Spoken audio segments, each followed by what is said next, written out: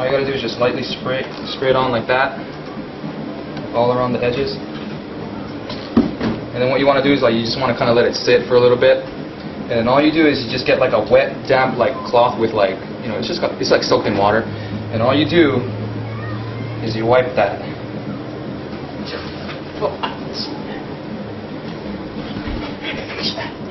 Okay, hold on, wait, let me see the most soiled area. Well, it's right off the black, so it's like, you know, it's right there. Already. Can you see that? Yeah, right. It stands out. Look at that. Yeah, I'm wearing those tomorrow night. So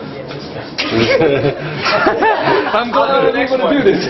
Yeah, you can go and I'll do the other one. So yeah, so we just do it like this. You can go right on the canvas too, which is good. Now the issue always is going to be stitching. It's a huge issue with sneakers, and if you notice the white stitching on that sneaker. Yep. Now what happens when you wet a white stitching, it darkens, and if you push dirt onto the white stitching, you're done. It'll just be Yeah, because then after that you're going to scrub it so hard that you're going to rip the stitching and you're going to mess it up. Yep. And that's the beauty of this stuff, because like this stuff will actually get it off. Like with the threading and everything, it'll just come right off. Like, right off. All right, so Right. you just got that. You gotta go to Just do Napa the back. and get. I'm like the next Billy Mays. All right. So by the way, also like spanking your sneakers, you know, spank your kicks is what the terminology was back in the days. You would spank your kicks, which means you would clean them. You know, for the jam, for the weekend, Right. for the party, you want to look fly, you would spank your sneakers. So that's a big deal. Did that. All right. You check this out. All right. Let's get the approval. Yeah, right. Oh yeah, right on the creases. Yeah, there's layers in the sneaker. Yeah. If you could show back closely, there's a layer that's actually what they're. There you go. Crispy. Yeah, that's Check out how wide that is. All the way through. So let's show the before and after. So we got the before on this end, and here's the after. Look at that bad boy. You see that? Yeah. Okay.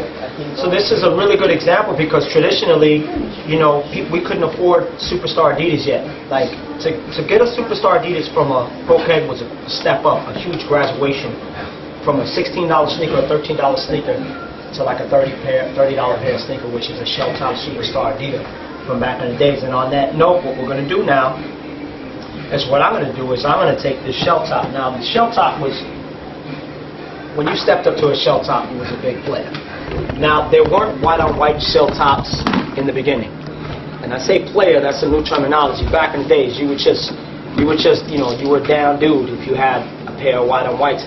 But in general, the first shell tops that I saw superstars were the black stripe, navy blue stripe, royal blue stripe, red stripe, and the green stripe. And green happened to be my favorite, actually. The green and the royal, I couldn't, you know, and the cherry bomb red, we couldn't really. The red was amazing. So I don't know where it comes to sneaker, and it's definitely a step up from a Pro Cat or a Converse or a PF Flyer or a Woolworth sneaker, whatever you bought. If it was Specs was out back in the days. There was just tons of sneakers that were cheaper. So you would look at a white sneaker with a black stripe, royal blue, etc. And ultimately, after wearing them for a long period of time, if you broke in them, the main part you damaged was this little section right here. Because when you do footwork, you're using the front corners of your feet mostly, but a lot of people scrape this area. And when you actually scrape this, you had a problem. It was a serious problem. Because now you had to cover that scrape up. The paint gets peeled right off the leather, and you have the raw leather. And when you wet that, it darkens. So you have a dark patch there that doesn't look good. So hence, you know, people try to clean the shell top. It was a durable sneaker, still is. It's a thick rubber bottom. The main aspect of cleaning the sneaker, in my opinion, was that area, and then the front stitching. Now, if you notice, this is a repop of a shell top. I wish I had an original Superstar, but this and the rubber was totally different because this rubber was discolored. It used to get yellow, so did the bottom. But these stitches right here are thread. They're material thread. And once again, if you touch the thread with water, no matter how much soap you put on it, it's moist and it looks dark. So you had to figure out a way that after you clean the sneaker to whiten those threads, because you could tell, a brother could tell your sneakers are old. And you didn't want to, you wanted to, when you went back to school in September, you wanted to go back with it. If you couldn't go with a fresh pair of sneakers, you wanted to take whatever you had and make it look funky and fresh.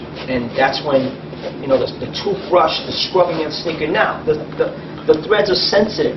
So it means if you go hardcore on it, your threads start splicing, then you got these stitches, you got threads running out the front of your thread. Now you can even see more that they used.